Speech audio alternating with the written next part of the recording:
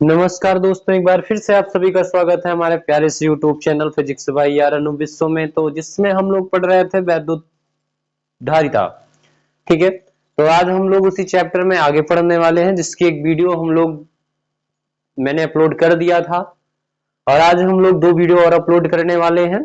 ठीक है, तो आज हम लोग इसी वीडियो में और इसके साथ एक वीडियो और जाएगी आज ही, इन्हीं दोनों वीडियो के साथ एक चैप्टर का करेंगे द एंड। ठीक है, और ये चैप्टर ना एग्जाम की दृष्टि से मोस्ट इंपॉर्टेंट है। इस चैप्टर से आने वाले क्वेश्चंस क्या हैं इसको मैं वीडियो के अंत में बताऊंगा। तब तक आप लोग ध्यान से पढ़ाई करिए और सारे टॉपिकों को अच्छे से क्लियर कीजिए। ठीक है, तो चलिए वीडियो को शुरू करते हैं। तो हमने आपको कल जो है विलगित गोलीय चालक की धारिता बता दी थी और आज आपको बताने हैं आवेशित चालक की स्थितिज ऊर्जा। ठीक है, तो आज इस टॉपिक में इस वीडियो में हमको पढ़ना है आवेशित चालक की स्थितिज ऊर्जा। तो आइए हम लोग पढ़ते हैं आवेशित आवेशित चालक की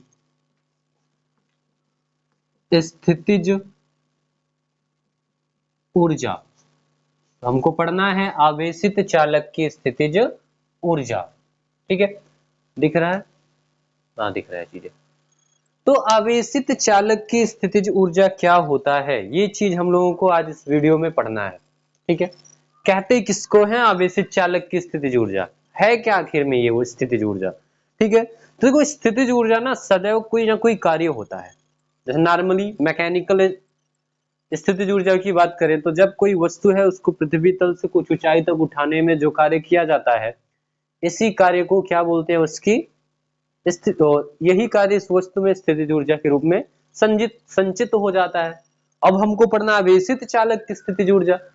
तो किसी चालक को आवेशित करने में जो कार्य करेंगे वही क्या हो जाएगी, उसकी स्थितिज ऊर्जा हो जाएगी। एक मिनट अब ठीक है, तो वही क्या हो जाएगी, उस चालक की स्थितिज ऊर्जा हो जाएगी। ठीक है, तो आइए देखते हैं आवेशित चालक की स्थितिज ऊर्जा क्या है। तो किसी चालक को या चालक की स्थितिज ऊर्जा चालक को आवेशित करने में किए गए कार्य के बराबर होती है। किए गए कार्य के बराबर होती है, बराबर होती है। ठीक है, अब मान लेते हैं कि हमारे पास कोई चालक है। क्या है? कोई चालक है। ठीक है, जैसे मान लो सपोज दैट ये आपके पास एक चालक है। ठीक, इस चालक को हमको देना है आवेश। इस चालक को आवेश देने के लिए कुछ कार्य करना पड़ेगा, दूसरे चालक से आवेश ले आना पड़ेगा और इसको देना पड़ेगा। तो इसको आवेश देने के लिए कुछ कार्य करना पड़ेगा। ठीक है, मान लिया कि प्रारंभ में इस पर कितना आवेश था, 0 था, और मैंने इसको तब तक आवेश दिया जब तक कि इसका आवेश बढ़कर कितना नहीं हो गया, क्यों नहीं हो गया। ठीक, तो इसको हम आवेश देने में कार्य करेंगे। ठीक है, लेकिन एक समस्या आएगी। ठीक है, इसको आवेश देने में क्या समस्या आएगी, ठीक है, ध्यान से समझिए। पहले इस चालक के पास कोई आवेश नहीं था, तो जब हम आवेश इसको दे रहे थे, ठीक है, तो उस पर कोई विरोधी बल नहीं लग रहा था। ठीक है, जैसे कोई दुनिया में एकदम खाली स्थान वीरान है, वहां तुम चले जाओ, ये कौन है, तुम हो। ठीक है, वहां तुम चले जाओ तो तुमको रोकने टोकने वाला कोई नहीं होगा। ठीक है, और अगर कोई और आके वहां रहना चाहेगा तुम कहोगे हाँ आ जाओ यार, मैं अकेला था, कोई दिक्कत नहीं। ठीक, तो लेकिन थोड़ी दिनों बाद क्या होगा, एक तुम आए, फिर दूसरा आया, फिर तीसरा आया, चौथा आया, पांचवा आया, छठवा आया, ऐसे बढ़ते गए। एक टाइम आएगा ना जब तुमको खुद को समस्या होने लगेगी उन्हीं लोगों से। ठीक है, तुम उनको अब मना करोगे भैया और कोई ना आए तो ठीक है, बहुत शोर शराबा करते हैं, ये ऐसे वैसे ऐसे वैसे, उन्हीं से तकलीफ होने लगेगी आपको। ठीक है, तो ठीक उसी प्रकार से ना दुनिया में सारे कॉन्सेप्ट लगभग लगभग एक जैसे ही होते हैं। ठीक है, तो सेम उसी प्रकार से चालक भी बिहेव करेगा। प्रारंभ में जब इसके पास कोई आवेश नहीं होगा, ठीक है, तो आराम से इसको हम आवेश दे पाएंगे। लेकिन जैसे ही कुछ आवेश दिए ना, इसके पास आवेश हुआ कुछ, तो वो आवेश अब आने वाले आवेश का विरोध करने लगेगा। ठीक है, तो उस विरोधी बल के विरुद्ध हमको कार्य करना पड़ता है। ठीक है, जैसे का जैसे इस पे आवेश बढ़ता जाएगा वैसे वैसे विरोधी बल भी क्या होता जाएगा, बढ़ता जाएगा। ठीक है, और हम तब तक इसको आवेश दे पाते रहेंगे जब तक कि हमारे द्वारा आवेशित करने में जो बल लगाया जा रहा है वो ज्यादा है। ठीक है, ये होता है इसका कॉन्सेप्ट। ठीक, तो जैसे जैसे इसके पास यानी इस चालक के पास आवेश की मात्रा बढ़ती जाएगी वैसे वैसे ही उस पर प्रतिकर्षण बल यानी जो अन्य आवेश आ रहे हैं इसको आवेशित करने वाले उन चालकों पर लगने वाला प्रतिकर्षण बल बढ़ता जाएगा बढ़ता जाएगा बढ़ता जाएगा, और एक टाइम ऐसा आएगा कि हमारे द्वारा लगाया गया बल उस प्रतिकर्षण बल के बराबर हो जाएगा और वहीं से चार्जिंग रुक जाएगा। ठीक है, वहीं से चार्जिंग क्या हो जाएगा, रुक जाएगा। ठीक, ये कॉन्सेप्ट है। तो अब आपको पता हो गया कि इसमें जो कार्य होगा वो नियत बल के द्वारा नहीं बल्कि एक परिवर्ती बल के द्वारा होगा। पहले बलगम लगेगा फिर ज्यादा फिर ज्यादा फिर ज्यादा। ठीक है, तो ऐसी कंडीशन में किया गया कार्य कैसे निकालते हैं, तो ऐसी कंडीशन में जब भी आपको कार्य निकालना हो पहले सूक्ष्म कार्य निकालो। पहले क्या करेंगे, सूक्ष्म कार्य निकालेंगे, फिर उसको इंटीग्रेट करके पूरा कार्य निकाल लेंगे। ठीक है, उसको इंटीग्रेट करके क्या कर लेंगे, समाकलन मेथड लगा के पूरा का पूरा कार्य निकाल लेंगे और वही कार्य इसकी स्थितिज ऊर्जा के रूप में संचित हो जाएगा। ठीक है, तो आइए अब इस डेरिवेशंस को हम लोग स्टार्ट करने वाले हैं।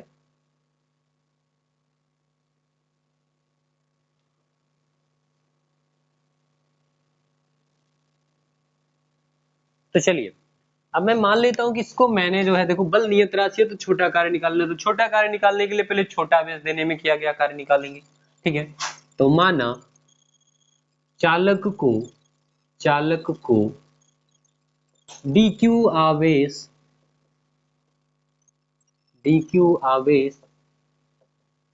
देने में dw जूल कार्य करना पड़ता है, dw जूल कार्य करना पड़ता है।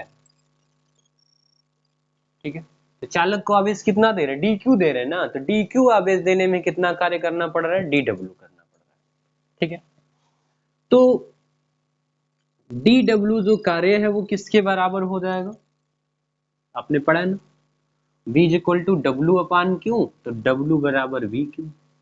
ठीक है, पर हमने dq आवेश दिया है तो dq आवेश देने में w बराबर v dq हो जाएगा, तो यहाँ पे क्या हो जाएगा, v dq हो जाएगा।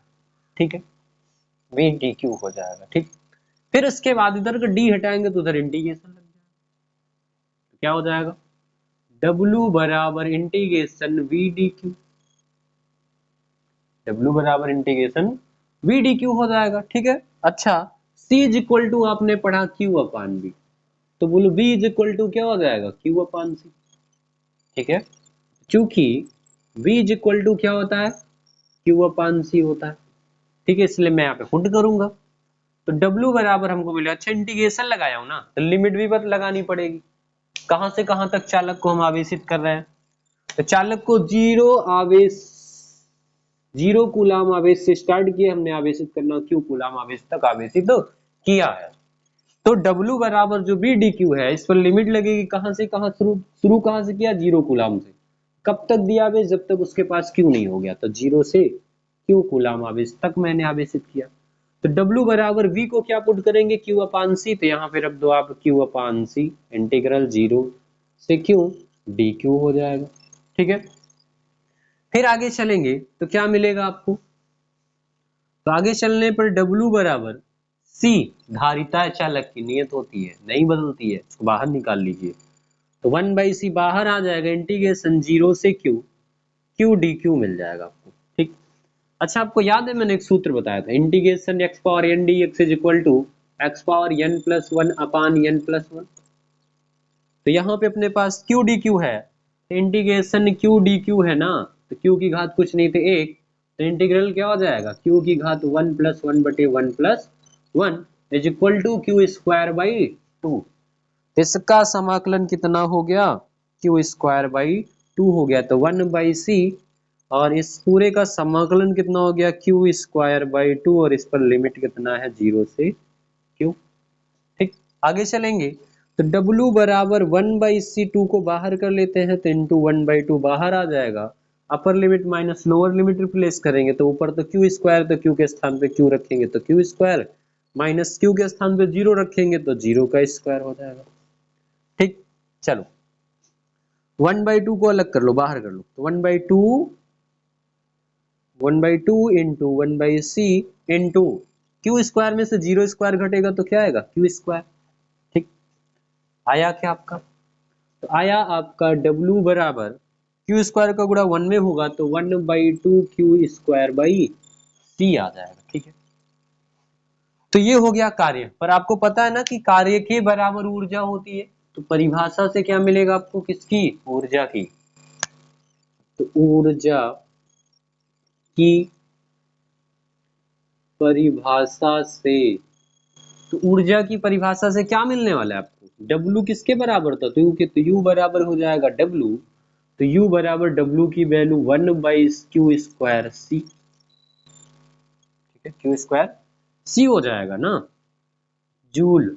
ठीक है, अच्छा, या इसका एक तरीका और है लिखने का, क्या तरीका हो, सी भाग में दरा गुणे में, तो आपको मिलेगा Q बराबर CV, पुट कर दो यहाँ पे, तो मिलेगा U बराबर 1/2, Q के स्थान पे रखेंगे CV, तो Q का स्क्वायर तो C square V square by C, एक C से एक C कैंसिल हो जाएगा, तो U बराबर मिलेगा आपको 1/2 CV स्क्वायर जूल। ठीक है, तो ये हो जाएगा आवेशित चालक की स्थितिज ऊर्जा के लिए फार्मूला। ठीक है, और सेम यही व्यंजक है आवेशित संधारित्र के लिए भी धारिता का, ओ स्थितिज ऊर्जा का। ठीक है, इसलिए इसको दो बार नहीं, बस एक के बार में समझ लेते हैं। ठीक है, पहले क्या करना, छोटा आवेश देने में कार्य, तो कार्य बराबर बी डी क्यू। ठीक है, डी हटाएंगे उधर इंटीग्रेशन लगेगा, तो हो जाएगा आपका integration B D Q, limit लगाएंगे 0 कूलाम से आवेशित किया क्यू कूलाम तक, v का समाकलन और v equal to Q upon C होता है, क्यू अपान सी रखा, v का समाकलन क्या होता है, तो क्यू अपान सी, सी नियत है इसको बाहर निकाल लिया, क्यू का समाकलन हो गया क्यू स्क्वायर बाई 2। ठीक है, लिमिट लग गए 0 से क्यू, लिमिट को सॉल्व किया, जो आया वही आपका व्यंजक हो गया। बस सिंपल से कैलकुलेशन है। ठीक है, तो चलिए इसका जिनको स्क्रीनशॉट लेना ले लीजिए, फिर आगे चलते हैं हम लोग। तो आपने स्क्रीनशॉट ले लिया होगा, अब हम आगे चलते हैं। ठीक है,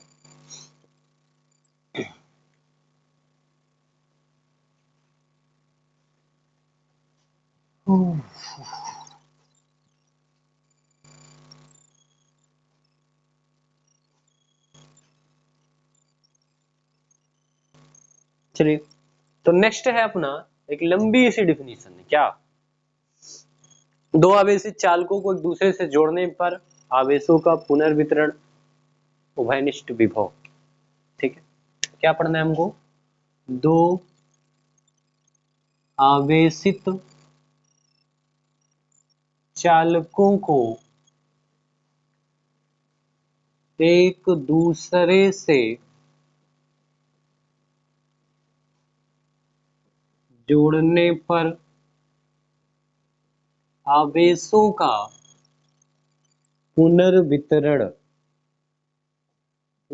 आवेशों का पुनर्वितरण उभयनिष्ठ विभव।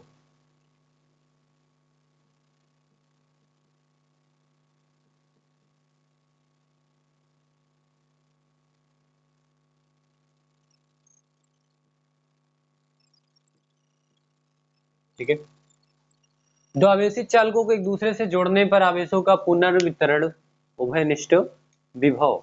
ठीक, अब ध्यान से देखिए, दो आवेशित चालक हैं आपके पास, एक आवेशित चालक ये है, थोड़ा सा इधर बना लेते हैं, एक चालक आपका ये है, दूसरा चालक ये है। ठीक है, इस चालक की जो धारिता है ना वो C1 है, और इस चालक की धारिता कितनी, C2 है। इसके पास पहले आवेश कितना है, Q1 है, और इसके पास कितना है, Q2 है। इसका विभव कितना है, V1 है, और इसका विभव कितना है, V2 है।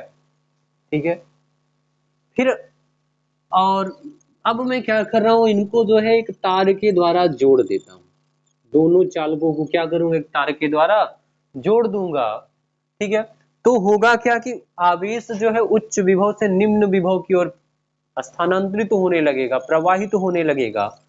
तो इस चालक में से जिसका विभव ज्यादा होगा उस चालक से निम्न विभव की ओर आवेश जाने लगेगा। तो मैंने माना है, क्या माना है कि V1 is greater than V2, मतलब इस चालक का वोल्टेज इस चालक की तुलना में अधिक है, ऐसा मैं मान रहा हूं। अब दोनों में से किसी एक को भी इधर उधर मान सकते हो, ठीक है। अगर इसका भी बहुत ज्यादा है, इसका कम है, तो आवेश इसमें से उसमें जाएगा। कब तक जाएगा? जब तक दोनों के विभव समान नहीं हो जाएंगे तब तक आवेश का ट्रांसमिशन नहीं रुकेगा, ठीक है। तो बाद में इसका विभव V हो गया और इसका भी कितना हो गया V, और इसका आवेश जो है घटकर कितना हो गया Q1 डैश, और इसका बढ़कर हो गया Q2 डैश, ठीक है। तो अब हमको करना क्या है, कुछ चीजें निकालनी है। क्या क्या निकालनी है? तो नंबर 1 निकालना है इसका उभयनिष्ठ विभव होगा कितना, उसका मान कितना होगा। नंबर 2 निकालना है कितना आवेश स्थानांतरित हुआ इस वायर से। नंबर 3 निकालना है इस प्रक्रिया में ऊर्जा ह्रास कितना हुआ। भाई आवेश ट्रांसमिशन हुआ ना, तो ऊर्जा में तो कमी होगी क्योंकि कार्य हुआ है, स्थानांतरित हुआ आवेश, ठीक है। तो सबसे पहले हमको निकालना है उभयनिष्ठ विभव। क्या निकालेंगे हम लोग? उभयनिष्ठ विभव, उभयनिष्ठ विभव, ठीक है। तो देखिए उभयनिष्ठ विभव है क्या, उभयनिष्ठ विभव है क्या, ठीक है। तो विभव जो है आप जानते हो ना, V is equal to Q upon C होता है, ठीक है। C is equal to Q upon V पढ़ा ना आपने, तो V is equal to Q upon C भी तो होगा, इन दोनों का इंटरचेंज हो जाएगा, ठीक। तो V इज इक्वल टू ऊपर Q है, तो Q का मतलब आवेश की संपूर्ण मात्रा, आवेश की संपूर्ण मात्रा बटे आवेश की संपूर्ण मात्रा बटे क्या हो जाएगा, C है ना, C का मतलब संपूर्ण धारिता, संपूर्ण धारिता, ठीक है। चलो आवेश की संपूर्ण मात्रा, इसके पास पहले कितना था Q1 और इसके पास कितना था Q2, तो दोनों का मिला के कितना हो जाएगा Q1 plus Q2, Q1 plus Q2 अपान इसकी धारिता C1 थी और इसकी C2 थी, तब इनका दोनों का मिला के कितना हो जाएगा C1 प्लस C2, ठीक है। अच्छा Q बराबर क्या होता है CB, B भाग में इधर है गुणे में, तो Q बराबर CB, तो Q1 बराबर क्या हो जाएगा C1B1 और Q2 बराबर C2B2 अपान C1 प्लस C2। ये हो जाएगा चालक के उभयनिष्ठ विभव का समीकरण। क्या हो जाएगा? चालक के उभयनिष्ठ विभव का समीकरण हो जाएगा, ठीक है। तो फिर आगे चलते हैं अब हम नेक्स्ट टॉपिक। इसमें अब हमको जो पढ़ना है वो पढ़ना है स्थानांतरित आवेश की मात्रा, ठीक है। दूसरा पॉइंट क्या है अपना, स्थानांतरित आवेश की मात्रा।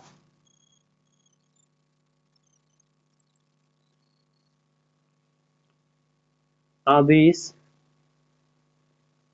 की मात्रा पढ़नी है आपको, स्थानांतरित आवेश की मात्रा पढ़नी है। तो स्थानांतरित आवेश की मात्रा होगी कितना, अब ध्यान देखो, स्थानांतरित आवेश की मात्रा का मतलब कितना आवेश इस वायर में से इसमें से चलकर इस चालक में गया है, पहले चालक से निकलकर दूसरे चालक में कितना आवेश गया है, वही मात्रा है आवेश की स्थानांतरित मात्रा, ठीक। पता कैसे करेंगे, जैसे आपके पास एक बोरी है, उसमें 50 किलो चावल थे, ठीक। कितने थे? 50 किलो चावल थे आपके पास। अगर कोई आके इसमें से निकाल ले जाए, कुछ चावल निकाल ले जाए, ठीक है। और अब आपको पता करना है कि वो अगला आदमी कितना चावल ले गया निकाल के, तो आप क्या करोगे, इस बोरी को फिर से वजन करेंगे और जितना आएगा उसको पहले वाले वजन में से घटाएंगे, तो पता चल जाएगा कितना वजन वो ले गया अपना निकाल कर ना। तो ठीक उसी प्रकार से हम भी करने वाले हैं क्या, पहले इस चालक का आवेश कितना था, उसमें से अभी बचा कितना उसको घटा देंगे, तो हमको पता चल जाएगा कितना जो है आवेश स्थानांतरित हुआ है, ठीक। तो स्थानांतरित आवेश की मात्रा निकालने के लिए हम क्या करने वाले हैं, तो हम करने वाले Q1 में से Q1 डैश को घटाने वाले हैं, Q1 माइनस Q1 डैश, क्योंकि पहले इसके पास Q1 आवेश था और बाद में बचा कितना Q1 डैश, तो पहले जितना था उसमें से बचे वाले को घटा देंगे तो कितना गया ये पता चल जाएगा। ठीक है। अच्छा Q1 बराबर क्या होता है, Q1 बराबर C1V1 होता है, और Q2 बराबर Q1 डैश बराबर क्या हो जाएगा C1, और Q1 डैश बाद का आवेश है तो इसके स्थान पे बाद का वोल्टेज V रखना है आपको। ठीक है, इतना हो गया। चलो C1V1 माइनस C1V की वैल्यू अभी अभी आपने निकाला, कितना आया है C1V1 प्लस C2V2 अपान में C1 प्लस C2। ठीक, सॉल्व करेंगे थोड़ा सा, इसके बटे कुछ नहीं एक तो इसका तिर्यक गुणा हो जाएगा। ठीक है, तो C1 का गुणा C1V1 में होगा तो C1 स्क्वायर V1 हो जाएगा, प्लस C1V1 का गुणा इसमें होगा तो C1 C2 V1 हो जाएगा, और माइनस 1 का गुणा C1 और C1 का अंदर गुणा कराओगे तो क्या मिलेगा C1 square V1 plus C1 C2 V2 हो जाएगा ना, बटे में क्या मिलेगा आपको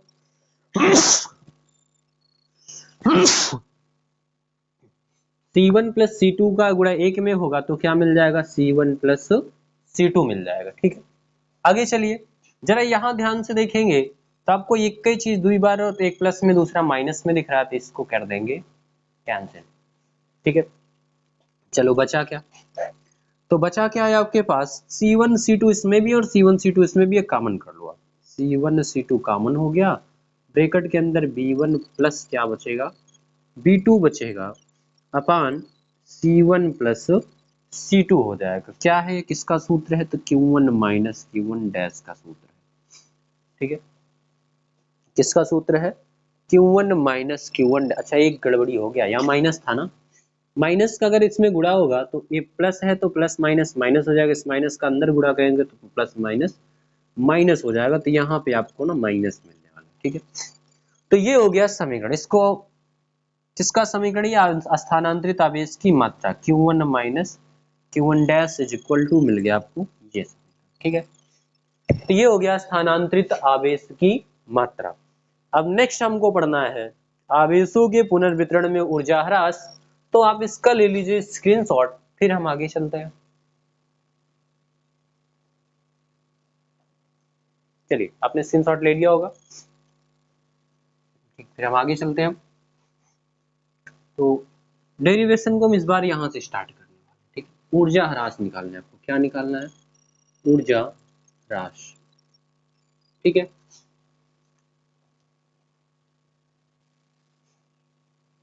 तो चलिए देखिए ऊर्जा ह्रास निकालना है तो क्या करेंगे, पहले चालक की मतलब पहले प्रारंभिक स्थिति ऊर्जा दोनों की निकाल लेंगे, और उसके बाद फिर क्या करेंगे बाद की स्थिति ऊर्जा निकाल लेंगे, उसके बाद ह्रास मतलब कमी है तो कमी का मतलब कम हुआ है तो पहले वाली में से बाद वाली को घटा देंगे, पता चल जाएगा कितना कम हुआ है। ठीक है, तो पहले चालक की प्रारंभिक स्थितिज ऊर्जा, तो पहले चालक की प्रारंभिक स्थितिज ऊर्जा कितनी हो जाएगी तो U1 बराबर हो जाएगा आपका U1 बराबर कितना 1/2 C1V1 स्क्वायर हो जाएगा, हाफ CV स्क्वायर होता है हमने पढ़ा था। ठीक है, दूसरे चालक की स्थितिज ऊर्जा, तो दूसरे चालक की स्थितिज ऊर्जा, स्थितिज ऊर्जा। ठीक है, तो दूसरे चालक की स्थितिज ऊर्जा कितनी हो जाएगी प्रारंभिक वाली, कौन सी प्रारंभिक वाली। ठीक है, तो इसको U2 बराबर 1/2 C2V2 स्क्वायर हो जाएगा।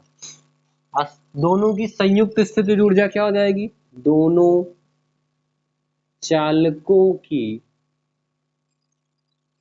संयुक्त स्थितिज ऊर्जा, स्थितिज ऊर्जा तो कितनी हो जाएगी तो U बराबर हो जाएगी, U बराबर हो जाएगी आपकी, दोनों की जोड़ देंगे तो C 1/2 दोनों में तो 1/2 कॉमन कर लो, बचेगा C1V1 square plus C2V2 square. ठीक है, ये हो जाएगी संयुक्त चालक की प्रारंभिक स्थितिज ऊर्जा। ठीक है, कौन सी ऊर्जा है प्रारंभिक है। ठीक, फिर उसके बाद अब हम निकालने वाले हैं दोनों चालकों की उभयनिष्ठ स्थितिज ऊर्जा। उभयनिष्ठ का मतलब जोड़ने के बाद की स्थितिज ऊर्जा, उभयनिष्ठ स्थितिज ऊर्जा, स्थितिज ऊर्जा, ठीक है। तो दोनों की उभयनिष्ठ स्थितिज ऊर्जा निकालेंगे तो U बराबर U डैश बराबर हो जाएगा आपका, U डैश बराबर हो जाएगा, कितना हो जाएगा, तो 1/2 C1 प्लस C2 हो जाएगा ना, धारिता तो मिलकर दुगुना हो गई, तो C1 plus C2 into we square, क्योंकि बाद का विभव दोनों का V हो गया, ठीक है, बाद का विभव दोनों का क्या हो गया, V हो गया, और V की वैल्यू कितनी आई है, तो ये आई आपकी, तो आपको मिलेगा U डैश बराबर 1/2 C1 plus C2, C1 plus C2 into V की वैल्यू पुट कर देंगे हम लोग C1 V1 plus C2 V2 का स्क्वायर बटे में C1 प्लस C2 का स्क्वायर, C1 प्लस C2 का स्क्वायर कर देंगे, तो एक C1 प्लस C2 से एक C1 plus C2 cancel out हो जाएगा, तो आपको मिलेगा क्या, तो U डैश बराबर मिल जाएगा 1/2 C1 V1 plus C2 V2 का स्क्वायर बटे में C1 प्लस C2 मिल जाएगा, ठीक है। और आगे सॉल्व करेंगे तो अब इनकी जो है बची हुई ऊर्जा कितनी हो जाएगी, ऊर्जा ह्रास, तो ऊर्जा ह्रास, तो ऊर्जा ह्रास कितना हो जाएगा, ध्यान से देखिए, ऊर्जा ह्रास कितना हो जाएगा, तो ऊर्जा ह्रास पता करने के लिए यानी कि डेल्टा यू पता करने के लिए हम क्या करेंगे, पहली वाली ऊर्जा में से बाद वाली ऊर्जा को घटा देंगे, तो U माइनस U डैश हो जाएगा आपका, ठीक है। और U की वैल्यू कितना आया आपका, तो U की वैल्यू आया है 1/2 C1 V1 square plus C2 V2 square, और माइनस करना इसमें से कितना, तो 1/2 ये रहा C1 V1 plus C2 V2 का होल स्क्वायर बटा C1 प्लस C2, ठीक है, C1 प्लस C2 हो गया, ठीक है। फिर आगे चलेंगे तो अब आपको क्या करना है, चलो सॉल्व करते हैं इसको, तो हो जाएगा 1/2, दोनों में है कॉमन कर लो आप, 1/2 यहाँ पे मिलेगा C1 V1 square plus C2 V2 square बटा कुछ नहीं तो 1, और माइनस ये मिलेगा आपको C1 और इतने का होल स्क्वायर, इसका प्रसार कर दो, ठीक है, तो हो जाएगा C1 V1 का स्क्वायर प्लस C2 V2 का square plus 2C1 V1 into C2 V2 मिल जाएगा आपको, ठीक है, और बटे में आपका कितना है C1 प्लस C2 है, ठीक, ये हो गया। आगे चलेंगे तो आपको 1/2 अब तिर्यक गुणा कर दीजिए आप, ठीक है, तो C1 का गुणा इसमें करेंगे तो C1 स्क्वायर V1 स्क्वायर हो जाएगा, और C1 का गुणा इसमें करेंगे तो plus C1 C2 V2 square हो जाएगा, और प्लस C2 का गुणा इसमें करोगे तो प्लस का C1 C2 V1 स्क्वायर हो जाएगा, ठीक है, और फिर C2 का गुणा इसमें करेंगे तो प्लस का C2 स्क्वायर V2 स्क्वायर हो जाएगा, माइनस माइनस चिन्ह का अंदर मल्टीप्लाई कर दो, एक के साथ गुणा करोगे तो कोई दिक्कत नहीं आएगा, केवल चिन्ह परिवर्तन आएगा, ठीक है। तो क्या होने वाला है, जब मल्टीप्लाई करेंगे तो क्या मिलेगा आपको, हाँ ये प्लस में माइनस का हो जाएगा कितना, C1 स्क्वायर V1 स्क्वायर, और ये माइनस का C2 स्क्वायर V2 स्क्वायर, और ये आपको मिलेगा माइनस में 2C1 और C2 इकट्ठा कर लो, C1 C2 V1 V2 मिलेगा, ठीक है। और इस पूरे के बटा क्या है, तो C1 प्लस C2 है, जरा ध्यान से देखिए, C1 स्क्वायर V1 स्क्वायर और C1 square V1 square plus और माइनस में कैंसिल हो जाएंगे, इसी प्रकार से C2 square V2 square plus में और C2 square V2 square minus में कैंसिल हो गया, यहाँ देखो जरा C1 C2 इसमें भी और इसमें भी है, सब में से C1 C2 कॉमन कर लो, ठीक है, तो आपको मिलेगा डेल्टा U बराबर C1 C2 कॉमन कर लिया और बटे में C1 प्लस C2 इसको भी निकाल के लिख लो बाहर, ठीक है। और 1/2 है तो 1/2 भी लिख लो ऐसे।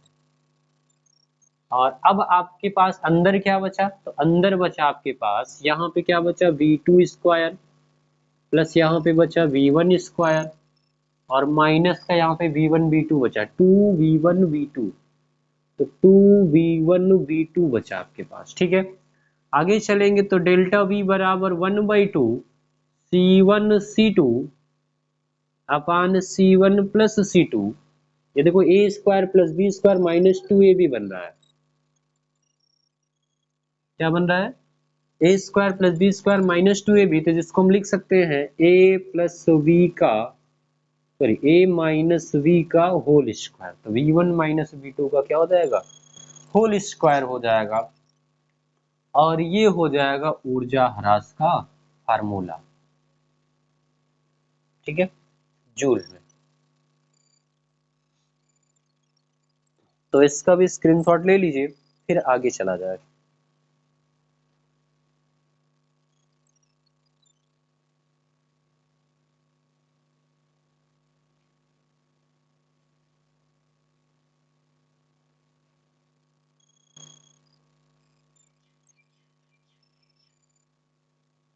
तो स्क्रीनशॉट ले लिया होगा आपने, फिर चलिए आगे चलते हैं।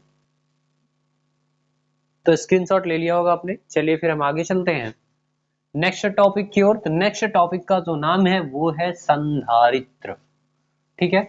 संधारित्र क्या होता है, ये चीज जो है एग्जाम में बहुत पूछा जाता है, ठीक है। संधारित्र क्या है, संधारित्र की धारिता क्या होती है, ठीक है, और इसको प्रभावित करने वाले कारक और इसके संयोजनों पर सवाल। तो ये जो टॉपिक चलने वाला है मोस्ट इंपॉर्टेंट टॉपिक चलने वाला है, ठीक है। तो आपको पढ़ना है संधारित्र, क्या पढ़ना है, संधारित्र, ठीक है। तो आइए पढ़ते हैं संधारित्र किसे कहते हैं, ठीक है, संधारित्र क्या है, ठीक है। तो संधारित्र जो होता है वो कुछ अतिरिक्त नहीं बल्कि चालकों का एक समायोजन होता है, ठीक है। क्या होता है, चालकों का एक समायोजन होता है, ठीक है। तो और ये ऐसा समायोजन होता है जिस पर किसी चालक के आकार में कोई परिवर्तन किए बगैर ही उस पर पर्याप्त मात्रा में आवेश संचित किया जा सकता है, ठीक है। कैसे किया जा सकता है वो चीज हम समझेंगे यहाँ पे, ठीक है। तो होता क्या है, जैसे एक चालक प्लेट है आपके पास, ऐसे एक धातु की चादर है, ठीक है, ऐसे इस धातु की चादर का जो क्षेत्रफल है वो ए रखा है मैंने, ठीक। इसको हम आवेश देंगे तो क्या होगा, संपूर्ण आवेश इसके पृष्ठ पर ऐसे फैल जाएगा, वितरित तो हो जाएगा आवेश, ठीक। इस पर आवेश क्या हो जाएगा, वितरित हो जाएगा। कब तक आवेश इस पर आता रहेगा, जब तक इसका विभव जो है स्रोत के विभव के बराबर ना हो जाए, ठीक है। मतलब जैसे मैंने किसी बैटरी से जो है इसको क्या किया है, आवेश दिया है, किसी बैटरी से क्या किया, इसको मैंने आवेश दिया, ये प्लस टर्मिनल था, ये माइनस टर्मिनल, और इसके नेगेटिव टर्मिनल को जोड़ दिया कहां से, जमीन से, ठीक। तो अब मैंने जब इस बैटरी से इसको जोड़ा तो इसके धन टर्मिनल से धनावेश आए और इस प्लेट पर फैल गए, वितरित तो हो गए, ठीक है। धन प्लेट पर क्या हो गए, वितरित तो हो गए। और उसके बाद मैं क्या करूंगा, अब यहाँ पे एक स्विच लगा देता हूँ जिससे मैं इस कनेक्शन को बंद कर दूंगा। अच्छा, मुझे पता कैसे चलेगा कि ये चार्ज हो गया है, तो उसके लिए इसका ना एक कनेक्शन कर देते हैं विद्युत दर्शी चकती से। विद्युत दर्शी चकती क्या होता है, इसमें दो पत्तियां लगी होती है जैसे चिमटे में लगी होती है, ठीक है। ये दोनों पत्तियां जैसे जैसे इसका वोल्टेज बढ़ता जाएगा वैसे वैसे फैलती चली जाएंगी, ठीक, फैल जाएंगे, ठीक है। फिर क्या होगा, अब मैं एक काम करता हूं, इसके बगल में ले आके एक दूसरी प्लेट रख देता हूं ऐसे, सेम इसके जैसे ही क्या कर दूंगा, दूसरी प्लेट रख दूंगा, ठीक है। तो जब मैं इसके बगल में दूसरी प्लेट रखता हूं तो देखा क्या कि इस प्लेट ने ना इसके इसमें कुछ कार्य किया, इस प्लेट पर क्या कार्य किया वो ध्यान से देखिए अब, ठीक है। इस प्लेट को मैं थोड़ा सा इस प्रकार से रखता हूं, ऐसे विजुअल कम हो रहा है, कुछ ऐसे रख देता हूं, ठीक है। तो ई वाली प्लेट ने क्या किया, इसके सभी धनावेशों को प्रतिकर्षित कर दिया और दूसरी साइड कर दिया और इसके ऋण आवेशों को आकर्षित करके एक साइड कर लिया ऐसे अपनी ओर, ठीक। फिर होगा क्या, इतना करने में आवेशों पर बल लगाया इसने, विस्थापन किया, तो कुछ ऊर्जा इसकी व्यय हो गई, ठीक है। और W बराबर होता क्या है, VQ, कार्य कम होगा तो ऊर्जा व्यय होगी तो विभव भी घट जाएगा, ठीक है। तो इसका विभव कुछ घट गया और ये पत्ती क्या हुआ, मैंने देखा तो ये पत्ती जो है कितना समीप आ गई, ठीक। तो अर्थात इसका वोल्टेज क्या हो गया, घट गया, ठीक है। अब फिर जब इसका वोल्टेज कम हो जाएगा तो जब हम इसको फिर से स्विच को ऑन करेंगे तो फिर से इसमें से आवेश इस प्लेट पर जाना शुरू कर दे, क्यों, क्योंकि इसका वोल्टेज पहले मान लो सपोज दैट 12 वोल्ट था, तो अब इसका भी जब चार्ज हुई थी प्रारंभ में तो 12 वोल्ट था, लेकिन बगल में दूसरी प्लेट लाए तो इसका वोल्टेज घट गया, इसका वोल्टेज क्या हो गया, घट गया, 3-4 वोल्ट बचा, तो फिर से इस पे आवेश आना स्टार्ट हो जाए, कब तक, जब तक कि इसका विभव बढ़कर इस वाले स्रोत के वोल्टेज के बराबर नहीं हो जाएगा, ठीक है।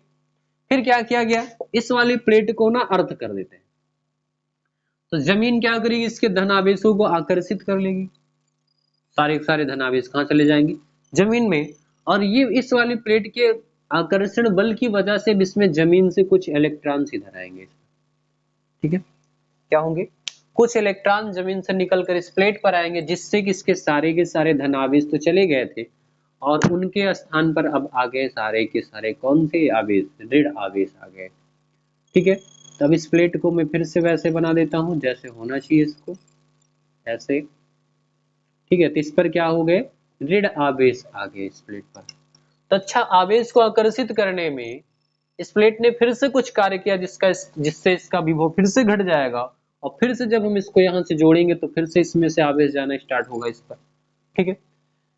तो अब उसके बाद मैं क्या करता हूँ, इसके बीच में एक परावैद्युत पदार्थ यानी विद्युत रोधी पदार्थ रख देता हूँ। विद्युत रोधी पदार्थ रखने से क्या होगा, उस विद्युत और इस स्विच को बंद कर देता हूँ, ठीक है। विद्युत रोधी पदार्थ रखेंगे तो उसमें फिर से कुछ कार्य होंगे, कैसे, धनावेशित प्लेट उसके ऋणावेश को अपनी ओर आकर्षित करेगी और उसके धनावेश को प्रतिकर्षित कर देगी, उस साइड चले जाएंगे, ठीक है।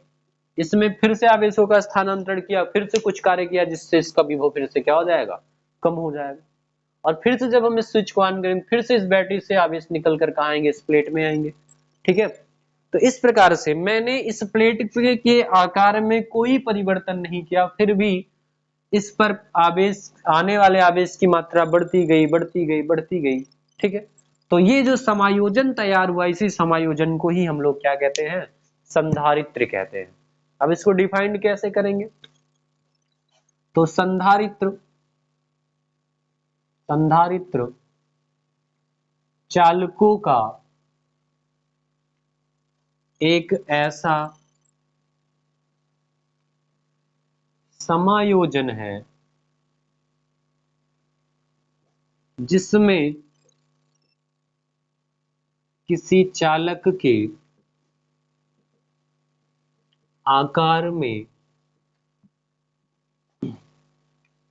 परिवर्तन किए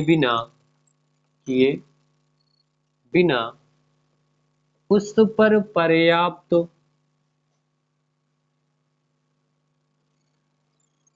आवेश की मात्रा संचित की जा सकती है, संचित की जा सकती है, ठीक है। तो फिलहाल मेरे पास अभी भी एक संधारित्र है, मैं आपको दिखाता हूं कि वाकई में संधारित्र कहते किसको है, ठीक है। तो मेरे पास ये एक छोटा सा कैपेसिटर है, ठीक है। संधारित्र को अंग्रेजी में कैपेसिटर कहते हैं, तो ये रहा उस कैपेसिटर, ठीक है। और इसकी जो धारिता है वो है 4 माइक्रोफैरड, ठीक है। और एक संधारित्र ये भी है और इसकी धारिता कितनी है, तो इसकी धारिता है 36 माइक्रोफैरड, ठीक है। तो अभी देखिए इस पर कोई आवेश नहीं है, अभी इस पर क्या है, कोई आवेश नहीं, क्योंकि मैंने इसको अभी डिस्चार्ज करके रखा हुआ है, ठीक है। ये भी डिस्चार्ज है। तो अब हम क्या करेंगे, इस संधारित्र को अच्छे से देख लीजिए, मैं इसी संधारित्र को चार्ज करने वाला हूँ। इसकी धारिता कितनी है, तो इसकी धारिता है 36 माइक्रोफैरड, ठीक है। और आपको दिखाएंगे कि वाकई में संधारित्र चार्ज होता है कि नहीं चार्ज होता है, ठीक है। तो 1 मिनट में थोड़ा सा इसको चार्ज करके आया।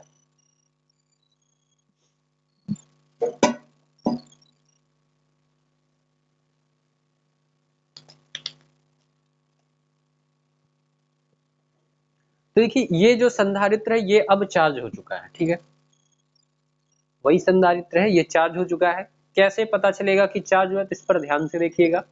मैं इनके आवेशों से, देखो एक पर धन आवेश आ चुका है, दूसरी पर ऋण आवेश आ चुका है, ठीक है। अब मैं जैसे इनको एक दूसरे से अटैच करूंगा, इसमें आवेश बहुत तेजी से डिस्चार्ज होंगे, तो जिससे थोड़ी सी साउंड निकलेगा और थोड़ा सा लाइट जनरेट होगा, ठीक है। देखिए, ठीक, तो ये अब हो चुका है फिर से डिस्चार्ज, ठीक है। तो इस प्रकार से जो संधारित्र होता है उसको चार्ज और डिस्चार्ज किया जा सकता है, ठीक है। इसमें पर्याप्त आवेश को संचित किया जा सकता है। इसको बनाया कैसे गया है? इसको बनाने के लिए दो समांतर चालकों को लिया गया और इसके बीच में एक विद्युत रोधी पदार्थ को रखकर रोल करके ऐसे लपेट दिया गया, ठीक है। और लपेट करके इसमें भर दिया गया। एक प्लेट से एक कनेक्शन निकाल दे, दूसरे प्लेट से दूसरा कनेक्शन, एक प्लेट से एक कनेक्शन, दूसरे प्लेट से दूसरा कनेक्शन, इस प्रकार से इसको बनाया गया है, ठीक है। तो संधारित्र क्या है? संधारित्र चालकों का एक ऐसा समूह है जिसमें किसी चालक के आकार में परिवर्तन किए बिना उस पर पर्याप्त मात्रा में आवेश संचित किया जा सकता है, ठीक है। चलिए फिर आगे चलते हैं हम लोग। अब थोड़ा सा पढ़ने वाले हैं संधारित्र की धारिता को प्रभावित करने वाले कारक, ठीक है। ये जो संधारित्र है ये कैसे और कितना ज्यादा आवेश ग्रहण कर सकता है, वो क्षमता जो है इसके आवेश ग्रहण करने की, वो किन किन बातों पर डिपेंड करती है, ठीक है। तो अब हमको जो पढ़ना है वो संधारित्र की धारिता को प्रभावित करने वाले कारक पढ़ना है। संधारित्र की धारिता को प्रभावित करने वाले कारक, ठीक है। तो संधारित्र की धारिता को प्रभावित करने वाले कारक पढ़ना है, ठीक। तो इसकी धारिता को प्रभावित करने वाला जो सबसे पहला कारक है वो है कि संधारित्र की प्लेट कितनी बड़ी है। जितनी ज्यादा बड़ी होगी उस पे उतना ज्यादा स्थान होगा, उस पे उतने ज्यादा आवेश आएगा, ठीक है। छोटी गाड़ी में कम आदमी बैठ सकते हैं, बड़ी गाड़ी में ज्यादा।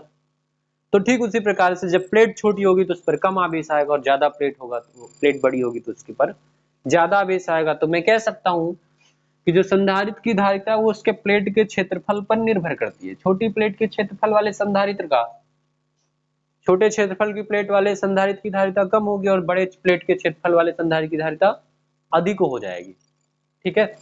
तो मैं कह सकता हूं कि संधारित्र की धारिता प्लेट के क्षेत्रफल के समानुपाती होती है, समानुपाती होती है, ठीक है। तो संधारित्र की जो धारिता है वो उसके प्लेट के क्षेत्रफल के समानुपाती होती है, ठीक है। एग्जाम्पल के लिए मैंने दो संधारित्र दिखाए थे आपको, ठीक है।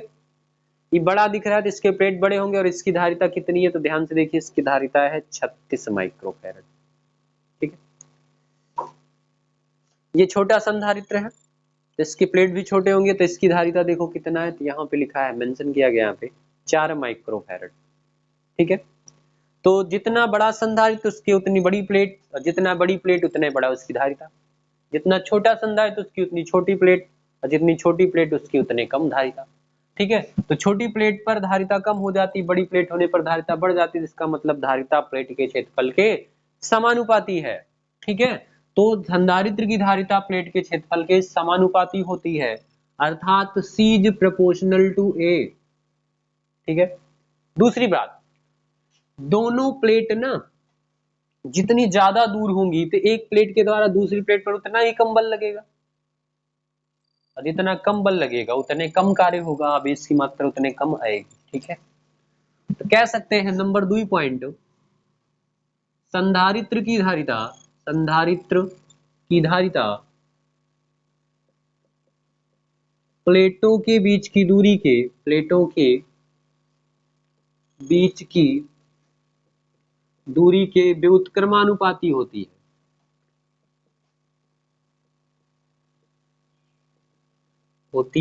है, संधारित्र की धारिता प्लेटों के बीच की दूरी के व्युत्क्रमानुपाती होती है, ठीक। तीसरी बात, जो संधारित्र की धारिता है वो किस प्रकार के, किस वैरायटी के पदार्थों को चुनकर उसके प्लेट बनाए गए इस पर भी डिपेंड करता है।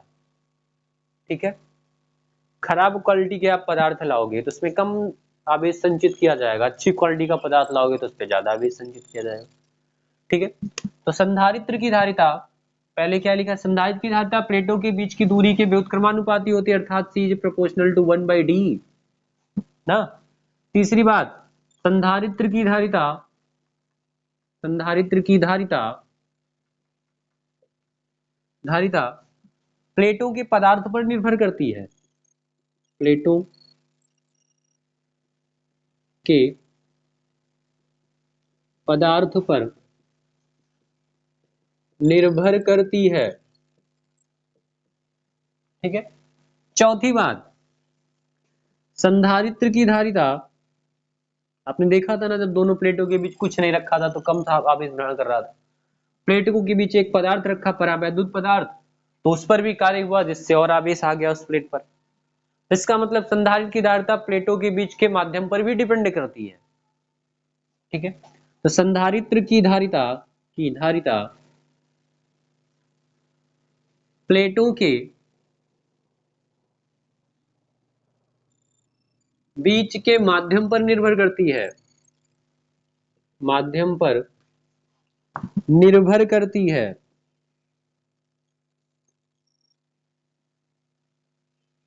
ठीक है, तो ये सारे हो गए संधारित्र की धारिता को प्रभावित करने वाले कारक। ठीक है, तो इसका स्क्रीनशॉट ले लीजिए, फिर हम आगे चलेंगे, नेक्स्ट टॉपिक पढ़ेंगे।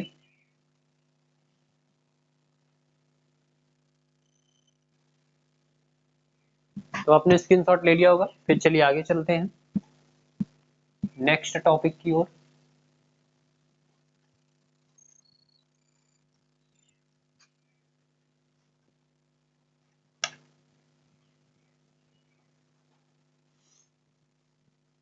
तो अपना जो अगला टॉपिक है वो है परावैद्युत का ध्रुवण, परावैद्युत का ध्रुवण। ठीक है, तो देखिए ये कोई संधारित्र है जिसकी ये धन प्लेट है और ये एक संधारित्र की ऋण प्लेट है। ठीक है, संधारित्र की धन और ऋण प्लेटें हो गई है। इसके बीच में जब कोई परावैद्युत पदार्थ रखा जाता है, परावैद्युत पदार्थ का मतलब विद्युत रोधी पदार्थ। ठीक है, जब रखा जाता है तो कोई भी पदार्थ हो, सारे पदार्थों में धन और ऋण आवेश की मात्रा बराबर होती है। सारे पदार्थों में धन और ऋण आवेश की मात्रा क्या होती है, बराबर होती है। तो इसके जो ऋण आवेश है ना उसको ये धन प्लेट आकर्षित करेगा और ये ऋण प्लेट प्रतिकर्षित करेगा, जिससे सारे ऋण आवेश इस साइड आ जाएंगे। ठीक, पूरी प्लेट के नहीं, प्लेट के अंदर क्या होंगे, छोटे छोटे करके ढेर सारे परमाणु होंगे। ठीक है, पूरी प्लेट के अंदर। जैसे मैं थोड़ा सा इसको और बढ़ा देता हूँ, विस्तार कर देता हूँ इसका, इतना बड़ा प्लेट रखा है मैंने। ठीक है, और ये ऋण प्लेट है इसकी। तो क्या होगा, इसमें ढेर सारे परमाणु होंगे ना, छोटे छोटे कण होंगे इसके। तो उन सभी परमाणुओं के जो इसके छोटे छोटे हिस्से हैं उस सभी परमाणु के क्या होंगे, ऋण आवेश धन प्लेट की ओर और धन आवेश ऋण प्लेट की ओर अट्रैक्ट हो जाएंगे। क्यों, क्योंकि धन आवेश को प्रतिकर्षित करेगा और ऋण आवेश धन आवेश को आकर्षित करेगा। ठीक है, तो ये उधर खिंच जाएगा। ठीक है, फिर ऋण आवेश इस ऋण आवेश को प्रतिकर्षित करेगा, धन आवेश आकर्षित करेगा, तो ऋण आवेश इधर आ जाएगा, धन की ओर आ जाएगा। ठीक है, तो इस प्रकार से इसके अंदर ही, पूरे परावैद्युत पदार्थ के अंदर ही क्या हो जाएंगे, छोटे छोटे ऐसे ध्रुव बन जाएंगे। छोटे छोटे क्या बन जाएंगे, इस प्रकार से ध्रुव बन जाएंगे, जिसमें एक साइड ऋण आवेश हो जाएंगे और दूसरे साइड क्या हो जाएंगे, धन आवेश हो जाएंगे। ठीक है, तो परावैद्युत पदार्थ के अंदर इस प्रकार से ध्रुवों का बनना ही क्या कहलाता है, परावैद्युत पदार्थ का ध्रुवण कहलाता है। ठीक है, डिफाइंड कैसे करेंगे, तो जब परावैद्युत पदार्थ को संधारित्र की प्लेटों के बीच रखा जाता है या वैद्युत क्षेत्र के भीतर रखा जाता है, तो परावैद्युत पदार्थ के ऋण आवेश एक ओर तथा धनावेश एक ओर आकर्षित हो जाते हैं, जिससे परावैद्युत पदार्थ के भीतर छोटे छोटे ध्रुव बनने लगते हैं और इसी प्रकार परावैद्युत पदार्थ के अंदर ध्रुवों के निर्माण होने की घटना को ही परावैद्युत पदार्थ का ध्रुवण कहते हैं।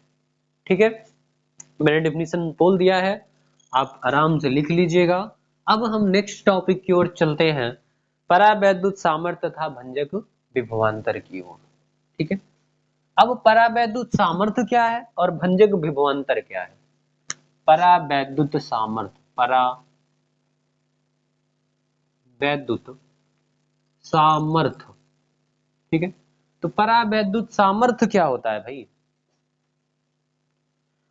तो ध्यान से देखिए, अभी मैंने केवल संधारित्र की प्लेटों के बीच परावैद्युत पदार्थ को रखा तो ध्रुवण बनने लगा। ठीक है, अगर अब मैं क्या करूं, इन प्लेटों के बीच विभवांतर बढ़ाता जाऊं, मतलब इसका धन आवेश और इसका ऋण आवेश बढ़ाते जाऊं बढ़ाते जाऊं बढ़ाते जाऊं, ठीक है, बढ़ाते जाऊं बढ़ाते जाऊं, इन प्लेटों के बीच विभवांतर बढ़ाते जाएंगे तो आपने कभी देखा होगा कि अगर छोटा सा संधारित्र है, इसको जो है हम 220 वोल्ट की बजाय 440 वोल्ट में जोड़ दें, ये फट जाता है।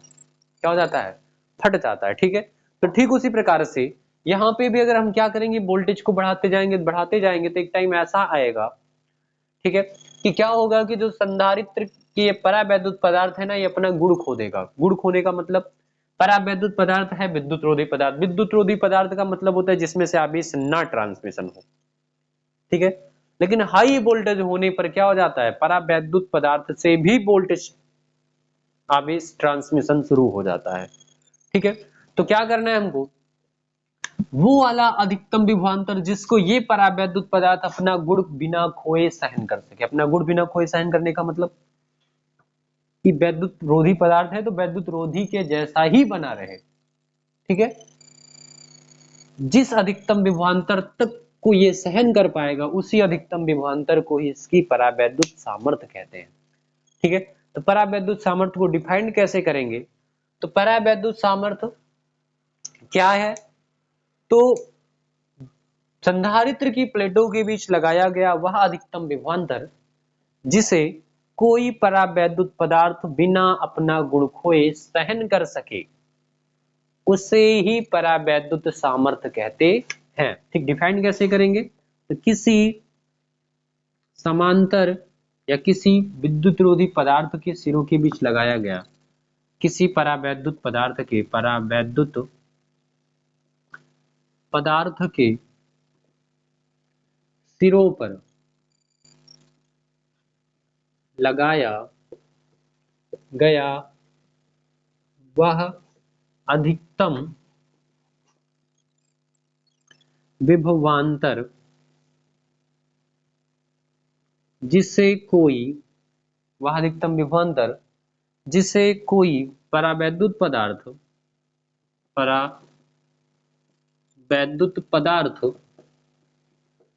बिना अपना गुण खोए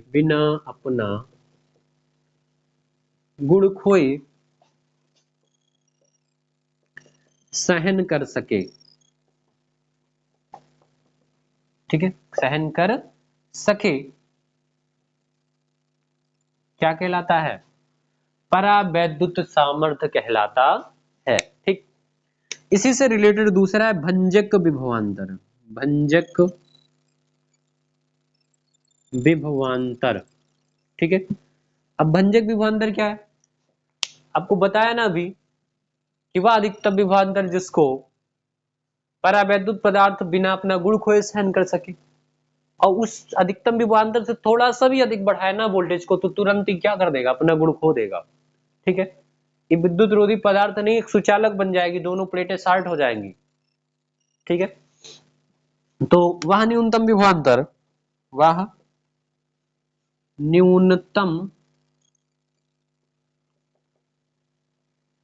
विभवांतर जिससे